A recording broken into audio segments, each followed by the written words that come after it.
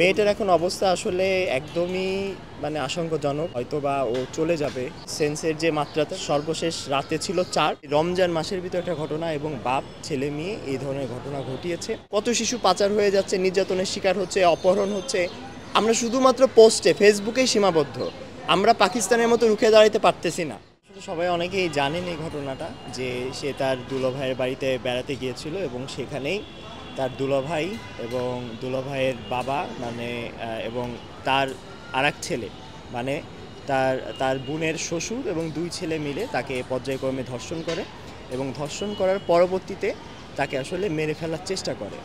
এবং সে যে আসলে তার মা মূলত হচ্ছে তার বোনের বাসায়, আসিয়ার বোনের বাসায় পাঠিয়েছিল এই কারণ আসিয়াও কয়েকদিন ধরেই তার শ্বশুর দ্বারা নির্যাতনের শিকার হচ্ছিল এবং আসিয়ার বোনের বয়সও কিন্তু 14 বছর, এই 4 মাস মতো বিয়ে হয়েছে। তো সেই জায়গাতে যখন তার মা শেয়ার করে যে আমার এরকম বিভিন্ন সমস্যা হচ্ছে, তার ছোট বোনকে পাঠাই যে একটু যদি সাপোর্ট হয়, এবং সেদিনই চলে আসার কথা ছিল। কিন্তু আসিয়ার মা বলে যে আজকে থেকে যাও, থাকো, তোমার আজকে আর আসা লাগবে না। এবং সেই রাতেই অবাক সব থেকে যে রমজান মাসের ভিতর একটা ঘটনা এবং বাপ ছেলে মেয়ে এই ধরনের ঘটনা ঘটিয়েছে এবং তাকে অসংখ্য ব্লেড দিয়ে তার বুকে অনেক মানে কাটা হয়েছে এবং তাকে গলার হয়তোবা দড়ি বেঁধে হত্যার চেষ্টা করা হয়েছে এবং পরবর্তীতে তাকে আসলে হসপিটালে ভর্তি করা হয়। সেখান থেকে তাকে ফরিদপুরে পাঠানো হয় এবং ফরিদপুর থেকে আপনার ঢাকাতে পাঠানো হয়। মেয়েটার এখন অবস্থা আসলে একদমই আশঙ্কাজনক। হয়তোবা ও চলে যাবে আমাদের ছেড়ে এবং আর খুবই খারাপ অবস্থা দিনকে দিন। সবথেকে বেশি কষ্টটা হয়েছে যে গলাতে যখন অনেক বেশি দড়ি দিয়ে যখন হত্যা করার চেষ্টা করছে, ওইটার কারণে আসলে ওর সেন্স আসতেছে না, ধীরে ধীরে কমতেছে। স্বাভাবিক একটা মানুষের আসলে সেন্সের যে মাত্রাটা সেটা থাকে 15, সেটা গতকাল দুপুর পর্যন্ত ছিল 8, এরপরে সন্ধ্যার পরে 6, এরপরে 5, আর সর্বশেষ রাতে ছিল 4। পরে আর ডাক্তার জানায় নাই। লাইফ সাপোর্টে নেওয়া হয়েছিল গতকালকেই এবং এখনও জানা যায় নাই, তবে হয়তোবা ওকে আর বাঁচানো সম্ভব হবে না। তবে দেখেন যে এই ধরনের ঘটনা শুধু যে আসিয়ার সাথে ঘটছে তা না। আমি নিজে একজন ছেলে, আমি যখন ছোট ছিলাম বিভিন্ন খেলনার দোকানে যেতাম, বিভিন্ন মানুষের সাথে মিশতাম, আমরাও কম বেশি ব্যাড টাচ বা এরকম ছোটোখাটো নির্যাতনের শিকার হয়েছে, হয়তো বা কেউ বলার সাহস পায় না। আপনি দেখেন এই কয়দিন আগে মুন্সিগঞ্জে, এক সপ্তাহ হলো, একটা বাচ্চা সে ওয়াজ মাহফিলে গিয়েছিল, সেখান থেকে এক আইসক্রিম বিক্রেতা তাকে নিয়ে যায় এবং পরবর্তীতে ওকে ধর্ষণ করতে না পেরে তাকে মেরে ফেলে। ঘটতেছে অনেক আগে থেকেই ঘটতেছে। এখন আমাদেরকে আসলে কাজ করতে হবে, কারণ আমাদের কারো অপেক্ষায় সরকার কখন কী করবে, ইউনিসেফ কখন কী করবে না।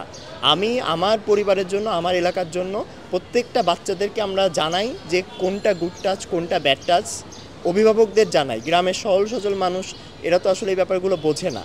দেখা যাচ্ছে তার বাচ্চাকে অমুক চাচা, অমুক দুলা ভাইয়ের কাছে দিচ্ছে এবং তাদের আপনারা জেনে করবেন যে 2023 সালে একটা জরিপ করা হয়, এই যে শিশু পর্নোগ্রাফি এর একটা জরিপ করা হয় শিশু পর্নোগ্রাফি ম্যাটেরিয়ালসের উপর। সেখানে বাংলাদেশের অবস্থান দ্বিতীয়, প্রথমে ভারত, এরপরে বাংলাদেশ। তো বাংলাদেশে আমরা অনেক বেশি এই জিনিসগুলো ইন্টারনেটে সার্চ করি, বিভিন্ন গল্প পড়ি এবং আমাদের মেন্টালিটি এখন এরকম হয়ে গিয়েছে, যার ফলেই আমরা কোনো শিশুকে যখন দেখছি তাদেরকে আর আমাদের কাছে মনে হচ্ছে যে ওদের সাথে অস্বাভাবিক কোনো কিছু করা যায় কিনা। সো আমার কথা হচ্ছে যে পাকিস্তানে 18 সালে আপনি সার্চ দিয়ে দেখবেন জয়নাব আনসারি মার্ডার কেস। জয়নাব কোরআন পড়তে যাচ্ছিল, তখন একজন ওকে অপহরণ করে, ইমরান আলী, এবং পরবর্তীতে তাকে ধর্ষণ করে তাকে একটা ময়লা স্তূপে লাশ ফেলে দেয়। পরবর্তীতে পাকিস্তানের প্রত্যেক জনগণ ঘর ছেড়ে বেরিয়ে আসে, আন্দোলন করে এবং ইমরান আলীকে সাথে সাথে গ্রেপ্তার করা হয়। 1 মাসের ভিতরে তার ফাঁসির রায় 4 বার কার্যকর করা হয় এবং জয়নাবের নামে বিশেষ সংস্থা পাকিস্তান তৈরি করে, বিশেষ আইন তৈরি করে এবং জয়নাব অ্যালার্ট সিস্টেম চালু করে, যেন কোনো শিশু যদি মিসিং হয় সাথে সাথে যেন সকলে জেনে যায়, সকলে যেন পাশে দাঁড়ায়। কিন্তু আমরা একের পর এক, আপনার কথা মুনতাহার কথা হয়তো বা আপনারা জেনেছেন, সবাই পোস্ট দিয়েছে, কিন্তু আমরা শুধু পোস্ট দিয়ে আসি। কত শিশু পাচার হয়ে যাচ্ছে, নির্যাতনের শিকার হচ্ছে, অপহরণ হচ্ছে। আমরা শুধুমাত্র পোস্টে ফেসবুকেই সীমাবদ্ধ। আমরা পাকিস্তানের মতো রুখে দাঁড়াইতে পারতেছি না।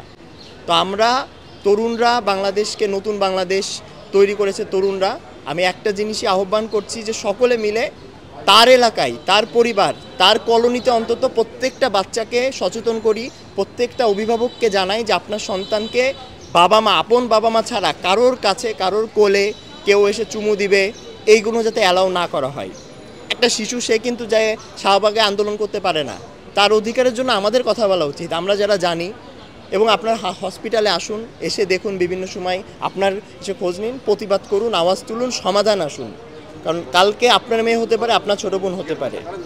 আর আমি কালকে থেকে এখানে সকাল থেকে আমার বাড়ি মাগুরা, আমি ভিতরে যাওয়ার চেষ্টা করিনি, কারণ আমি কি মুখ নিয়ে যাব ওর কাছে, আমি কিভাবে দেখব ওকে, এবং আমার এটা কোনো জবাব নাই, সে সাহসও আমার নাই। তো এই ঘটনা, এরকম ঘটনা সবসময় হচ্ছে, পবিত্র রমজান মাসেও হচ্ছে।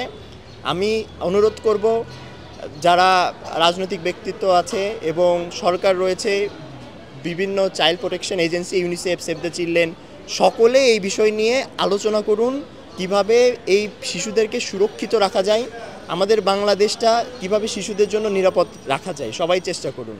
আর যেন আসিয়া এইরকম পরিণতি যেন না হয়।